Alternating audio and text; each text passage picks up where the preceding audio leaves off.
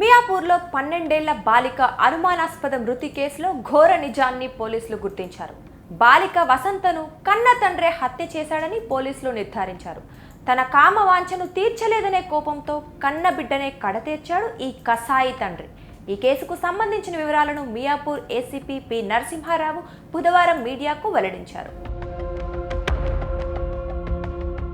మహబూబాబాద్ జిల్లా మరిపెడ మండలం ఎల్లంపేట గ్రామం లక్ష్మణ తండాకు చెందిన బానోత్ నరేష్ దంపతులు బతుకు తెరువు కోసం మియాపూర్ సమీపంలోని నడిగడ్డ తండాకు వలస వచ్చారు. ఇక్కడికి వలస వచ్చిన 15 రోజులకే కన్న కూతుర్ని నరేష్ హత్య చేశాడు.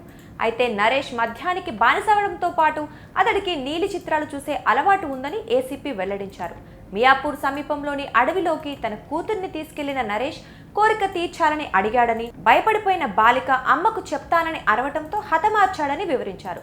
తానేమీ ఎరగనట్లు పోలీస్ స్టేషన్కి వెళ్లి తన కూతురు కనిపించడం లేదని మిస్సింగ్ కేసు పెట్టినట్లు చెప్పారు. అయితే సీసీటీవీ ఫుటేజీల ఆధారంగా విచారణ చేపట్టిన తమకు తండ్రే ఈ హత్య చేశాడని తెలిసిందన్నారు. ఈ నెల 7వ తారీఖున ఒక 12 సంవత్సరాల అమ్మాయి మిస్ అయిందని చెప్పి ఒక పిటిషన్ రావటం జరిగింది. ఆ పిటిషన్ మీద కిడ్నాప్ కేసు రిజిస్టర్ చేసి దానిలో ఒక 4 టీంలు ఏర్పాటు చేసి అన్ని రకాలుగా సెర్చ్ చేయటం, క్లూస్ కోసం ట్రై చేయటం జరుగుతున్న క్రమంలో 13వ తారీఖు నైటు ఒక ఫిమేల్ డెడ్ బాడీ ఉంది, డికంపోజ్ అయ్యి స్మెల్ వస్తుందనేది ఇన్ఫర్మేషన్ రాగా ఆ ఇన్ఫర్మేషన్ మీద బాడీ సీన్కి విజిట్ చేసి బాడీని ఐడెంటిఫై చేయటం జరిగింది. ఆ బాడీ మీద ఉన్న బట్టల ఆధారంగా మిస్సింగ్ అయిన అమ్మాయే ఈ డెడ్ బాడీ అని చెప్పి ఐడెంటిఫై చేసుకోవటం జరిగింది. ఈ ఐడెంటిఫై చేసిన తర్వాత మేము సేకరించిన ఇన్ఫర్మేషన్ ప్రకారం ఆ 7వ తారీఖు రోజు అమ్మాయి తండ్రి పిటిషన్ ఇవ్వటం జరిగింది.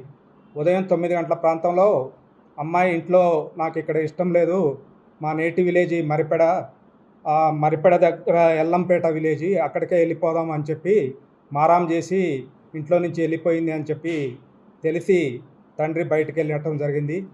బయటికి వెళ్ళిన తర్వాత ఒక దగ్గర తండాలో ఆ కిరాణా షాపులు ఉంటాయి, ఆ నడిగడ్డ తండాలో ఆ కిరాణా షాపులు దాటిన తర్వాత ఒక ప్లేస్లో అమ్మాయి నిలబడి ఉంటే అమ్మ దగ్గరికి వెళ్దాము అని చెప్పి బండి మీద ఎక్కించుకొని టువర్డ్స్ మియాపూర్ వైపు తీసుకొని వెళ్ళటం జరిగింది. తీసుకొని వెళ్ళటం జరిగిన తర్వాత తండ్రి మళ్ళీ యూటర్న్ తీసుకొని నడిగడ్డ తండాకి ఎదురుగా ఒక జంగిల్లోకి పోయే కాలిబాట ఉంటుంది. ఆ కాలిబాట దగ్గర బండి పార్క్ చేసి ఈ మన కుకింగ్ కోసం పుల్లలు ఏరుకుందాం అని చెప్పి ఇద్దరు కలిసి ఫారెస్ట్ లోపలికి వెళ్ళటం జరిగింది. అయితే అక్కడికి పోయిన తర్వాత అతను ఏం జరిగిందో ఏందో మొత్తం మీద అక్కడ ఇన్సిడెంట్ అయింది. తర్వాత తిరిగి వచ్చిండు. ఇంట్లో వాళ్ళకి కానీ ఎవరికి ఏమి చెప్పకుండా సింపుల్గా పోలీస్ స్టేషన్కి వచ్చి ఇట్లా గర్ల్ మిస్సింగ్ అని చెప్పి పిటిషన్ ఇవ్వడం జరిగింది. దాని మీద మనం దర్యాప్తు చేయడం ప్రారంభించాం. ఇదంతా కూడా క్లియర్గా చెప్పిండు. ఈ ఇన్సిడెంట్ జరిగిన తర్వాత ఇంటికి వెళ్ళి ఆ రోజు ఇన్సిడెంట్ అయినప్పుడు red T shirt full hands వేసుకున్నాడు.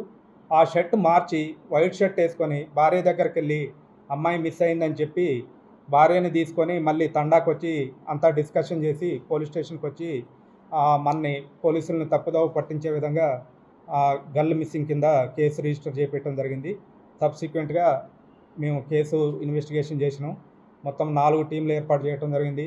ఇన్స్పెక్టర్ మియాపూర్ గారు, అదేవిధంగా ఎస్ఐ రాజు మియాపూరు, కొల్లూరు ఇన్స్పెక్టర్ రవీంద్ర గారు, అదేవిధంగా ఆర్సీపురం డిఐ గారు సంజీవ్, ఈ 4 టీములతోటి మైన్యూట్గా ప్రతిదీ కూడా ఏది మిస్ కాకుండా మొత్తం వెరిఫై చేసి దీన్ని డిటెక్ట్ చేయటం జరిగింది. మేము ప్రజలందరికీ విజ్ఞప్తి ఏంటి అని అంటే వారి ఆర్థిక స్తోమతలను బట్టి పిల్లల్ని మంచిగా చదివించుకొని మంచి భవిష్యత్తును ఇవ్వాలి తప్ప ఇట్లాంటి ఇబ్బందులకు గురి చేయొద్దు. అదేవిధంగా ఎవరికైతే ఆర్థిక స్తోమత ఉంటుందో వాళ్ళ ఇళ్ళ దగ్గర కానీ, అదేవిధంగా ఎస్టాబ్లిష్మెంట్ల దగ్గర కానీ ఈ సీసీ కెమెరాలు అన్నీ పెట్టుకొని అవి సక్రమంగా పనిచేసేటట్టు చూసుకుంటే ఈ మనకి సొసైటీలో రేపు ఏమైనా జరిగినా మనకి జరగవచ్చు, లేకపోతే వేరే వాళ్ళకి జరగవచ్చు. ఒక తప్పుని ఐడెంటిఫై చేయాలన్నా, తప్పు చేసిన వాళ్ళని శిక్షించాలన్నా మనకి సీసీ కెమెరాలు చాలా ఇంపార్టెంట్ కాబట్టి ఈ మా విజ్ఞప్తిని కొంచెం అందరూ పాజిటివ్గా తీసుకొని సీసీ కెమెరాలు ఇంకా ఎక్కువ పెట్టేటట్టు ఇంపార్టెంట్ ప్లేస్లు అన్నీ కవర్ అయ్యేటట్టు చూడవలసిందిగా. డే 1 నుంచి కూడా అతని బిహేవియర్ మీద డౌట్ ఉంది.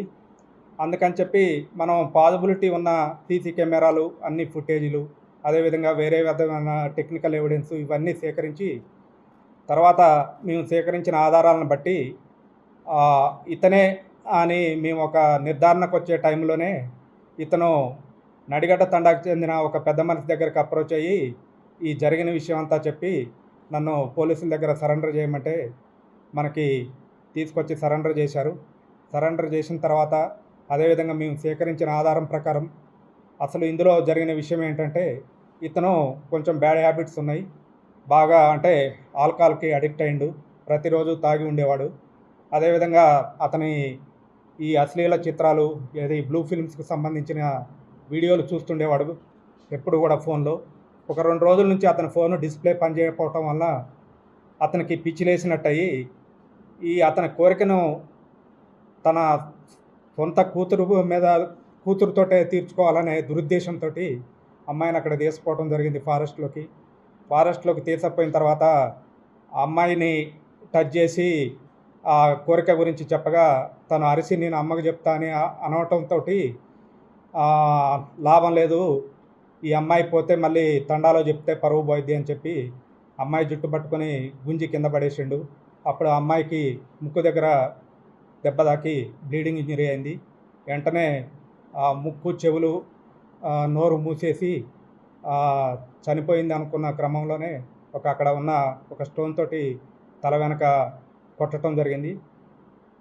ఇదంతా కూడా మనకి సీసీటీవీ ఫుటేజ్లో మనకి అతను 9 గంటల ప్రాంతంలో మిస్ అయిందని చెప్పిన తర్వాత అదే అమ్మాయి ఫాదరు 10 గంటల ప్రాంతంలో అమ్మాయిని ఎక్కించుకొని మెయిన్ రోడ్డు మీదకి రావటం, మెయిన్ రోడ్డు మీద నుంచి మళ్ళీ తండా దగ్గర జంగిలీలోకి పోయే కాలిబాట దగ్గర 2 వీలర్ పార్క్ చేసి లోపలికి వెళ్ళటం, అది 10 గంటల 2 నిమిషాల 55 సెకండ్లకి బండి పార్క్ చేసి లోపలికి ఫారెస్ట్లోకి వెళ్ళటం జరిగింది. మళ్ళీ 11 నిమిషాల తర్వాత అంటే 10 గంటల 13 నిమిషాలకి అమ్మాయి లేకుండా ఇతను ఒక్కడే బయటకు రావటం జరిగింది. నెక్స్ట్ తర్వాత మళ్ళీ ఒక 10 నిమిషాల తర్వాత మళ్ళీ పోయి కూడా అమ్మాయి బతికుందా చనిపోయిందా అని చూడటం జరిగింది.